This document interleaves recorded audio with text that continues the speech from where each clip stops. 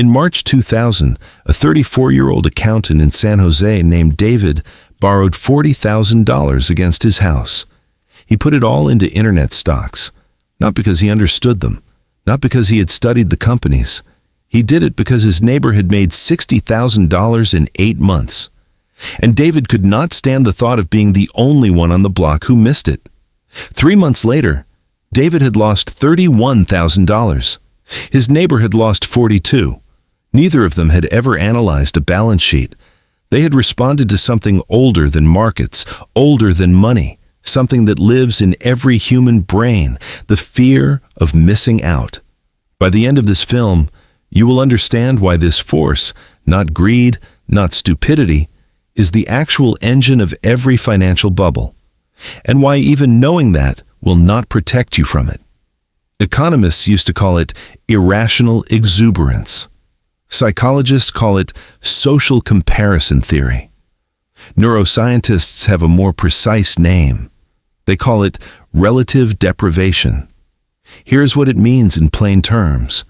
When you see someone else getting something you don't have, your brain doesn't register neutral information. It registers pain. A study at Caltech put subjects in brain scanners and showed them 2 scenarios. In the first, they received $100.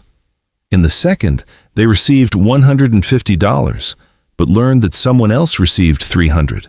The second scenario, despite being objectively better, activated the brain's loss response centers.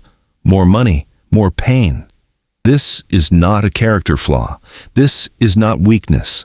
This is a survival mechanism that served us well for 200,000 years on the African savanna, where, if your neighbor found a food source and you didn't follow, you starved. The problem is that it was never designed for a stock market.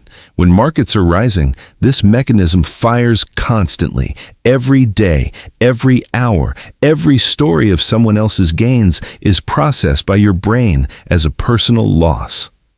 By late 1999, Americans were reading about dot-com millionaires in the morning paper, watching stock prices on cable television at dinner, and hearing about day traders at their children's school pickup. The pain signal was firing everywhere, all the time, and eventually it became unbearable. A bubble has a beginning, a middle, and an end. Most people only see the end. The beginning is where FOMO does its real work. It starts with legitimate gains. Between 1995 and 1997, internet companies were genuinely growing. New infrastructure, new users, real revenue potential. Early investors in Amazon made 300% in 2 years. That was not irrational. But here's where the mechanism kicks in. Every person who made 300% told other people. Those people watched as prices kept rising. They delayed buying. Prices rose more. The delay became painful. Economists call this momentum investing, but the fuel is not analysis. The fuel is social pain. Let's use a concrete number. Say a stock trades at $10 in January 1998. By January 1999, it's at $40. 4 times. You didn't buy it. Someone you know did. Now it's $80. 8 times your original opportunity. The pain of not having bought at $10 is now acute. So you buy at $80. The price goes to $120. You feel relief, validation. Your brain interprets the gain as evidence you were right to buy. But you didn't buy because you analyzed the company. You bought because the pain of watching became greater than the fear of losing, and this is the mechanism, not greed, not stupidity. A pain relief response masquerading as an investment decision. Now multiply that one person by 10 million people, all responding to the same social environment, all buying for the same non-analytical reason, all at roughly the same time. That is a bubble. But here's what makes it complicated. The people selling to those 10 million buyers understood exactly what was happening, and they used it deliberately. Markets do not just respond to FOMO, they produce it. There are 3 engines. The first is financial media.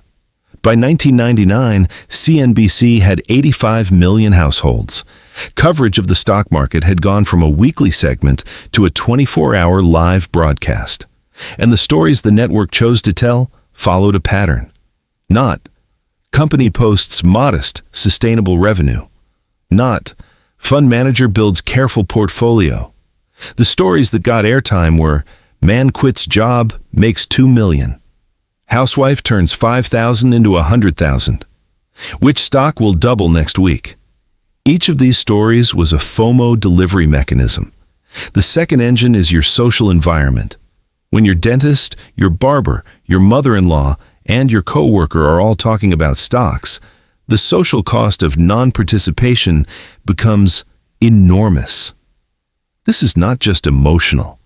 It is rational to pay attention when your entire social group is doing something that appears to be working. The problem is the word appears.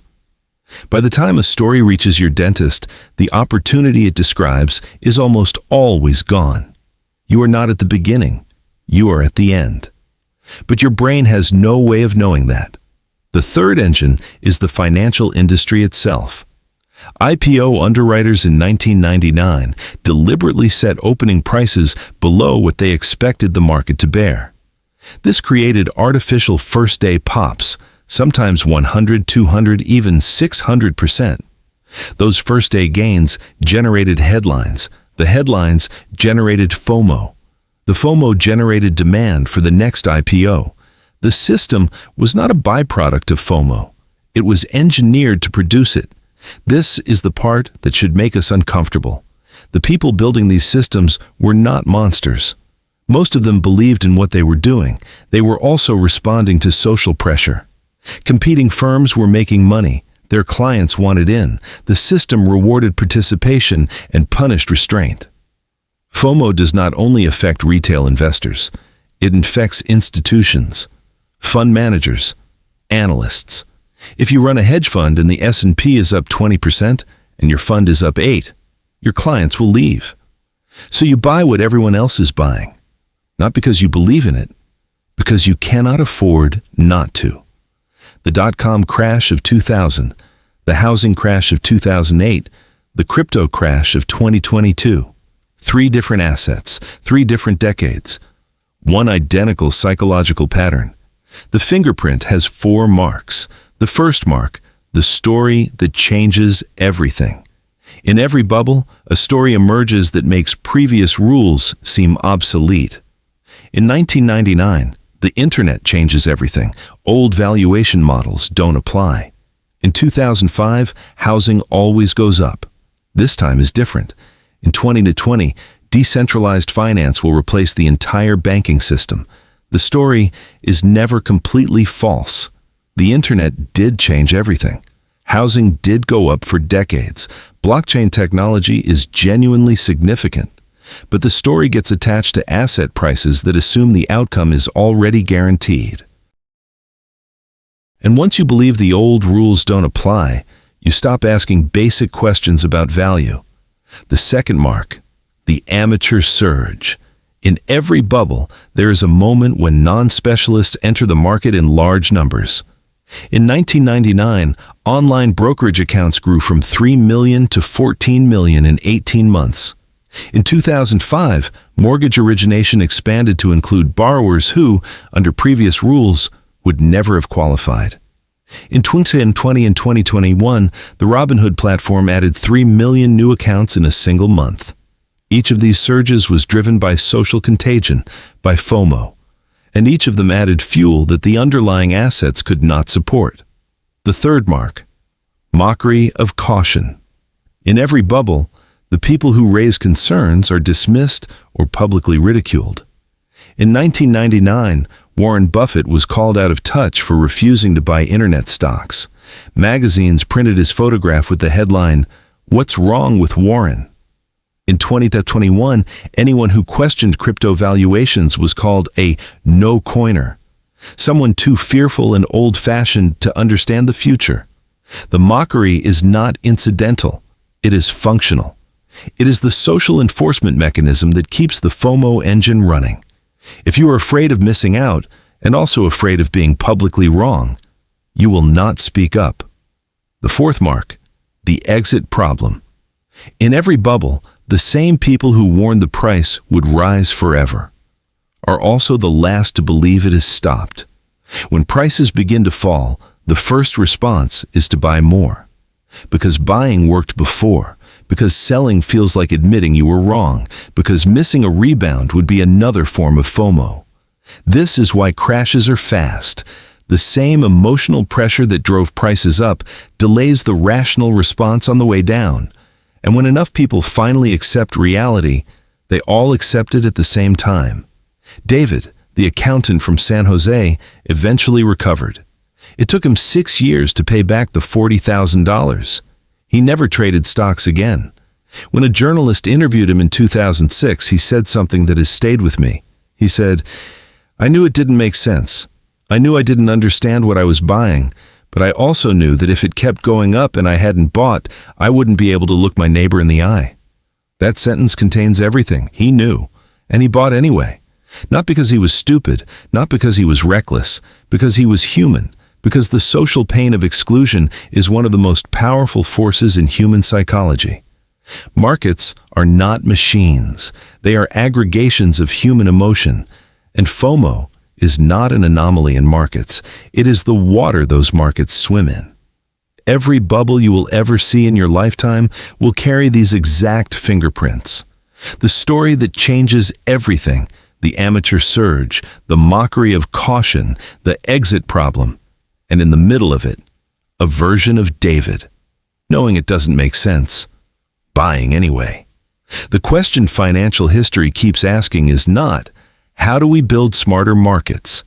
The question is, can we build systems that account for the humans inside them? We have not answered that yet. The next bubble is already forming somewhere. It always is. And somewhere in it, there is someone who knows it doesn't make sense.